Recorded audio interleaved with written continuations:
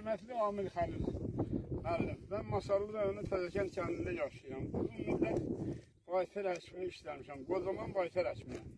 Ata-babalarımızdan kənd heyvanları üçün örüş sahələri ayrılmışdı.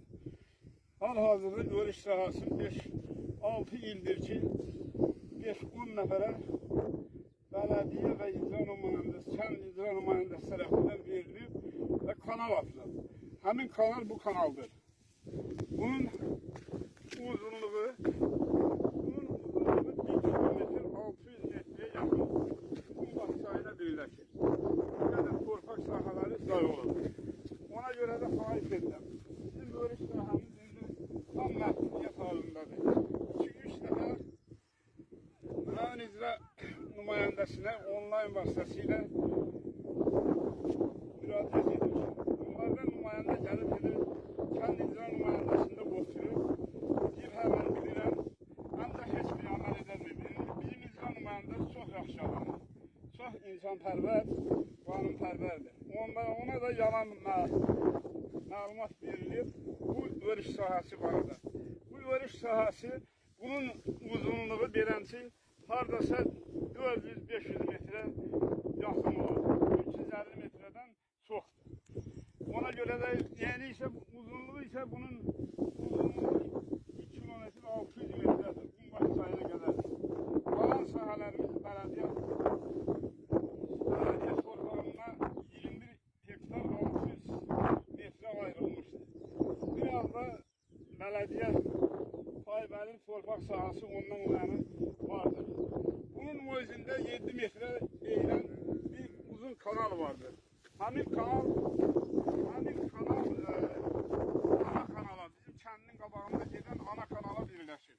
Həmin kanal vasitəsilə sel gələndə seli, yumruqları hamısını aparır. Bu indiki hal-hazırda qazılan kanal heç bir şeyə lazımsızdır. Çayda sel gələndə Qumbaş çayına, bu gəlib kəndi də basa bilər. Çayla birləşib, ancaq bu yana gələndə heç bir yerə birləşmə yoxdur. Xahiş edirəm. O zaman baytar əkimi kimi. Ata-babalarımızın örüş sahəsi verilməsine kömək edirsiniz. Kənd təsərrüfatı heyvanları hal-hazırda indi xəstəli ilə qoyunlar da iri boyunlu heyvanlar da xəstəliyyətdir. Bu xəstəlik ancaq az miqdarda bu kanalın özündə örüş balaca yeri vardır. Bütün kəndin mal qarası orada oturuyor. Həmin torpaq sahəsindən də torpağı məcbur olmuş kötü qarşılığında onların qaraciyəri pastırıyoruz, iftikalıyoruz, başlayır. Hal-hazırda indi bu saat qoyunlarımız bir-birinə yapışıb gedə-gedə bu qoyunlardan azı, məsələn, mənim özümün 5 baş uzun, 3 baş qoyunum tələf olur, 1 baş inəyim tələf olur. Halbuki azından. İndi bu saat yazın günüdür. Yazın günündə indi göy ot burada əmələ gəlir. Bu göy otu heyvanlar tamazlı qalıblar bizim bu. Hal-hazırdakı göy otda çoxlu vitaminlər və başqa maddələr vardır. Xahiş edirəm. Çox xahiş edirəm. Kəndin adından xahiş edirəm.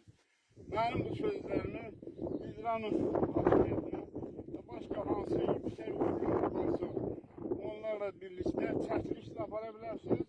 Belə də gəlib sahəyə baxa bilərsiniz ki, bu qədər sahə hamısı 5-10 nəfərin əlində qalır.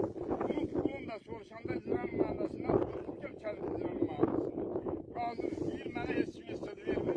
Məndə heç kimdən də soruşma qalmır. Bir məndən qabaq verilir, mənim işim qoyulur. Hal-hazırda təzə bələdiyyə verilir. Həmin bələdiyyə indiyə qədər kəndə gəlib çıxır. Bir dəfə deyilən şey yoxdur ki, indi bu icra nümayəndəsi deyir, ancaq gəlmə, ya kimsə deyir ki, gəlmə bu kəndə, belə bir şey var, ona görə də gəlmə. Xahiş edirəm, bu sahələrin, örüş sahəsinin açılmağına bizə köməkli edəcək. Qabaqdan sizə minnətdarlığımı bildirirəm. Bu sahanın uzunluğu bax, qabaqda görünən evlər var. Uzaqda həmin evlərin yanından Qumbaş çayı gedirlər, kənar sahəsi buradan ayrılır. Bunun uzunluğu 1 kilometr ölçmüşəm, 600 metrə. 1 kilometr 600 metrə.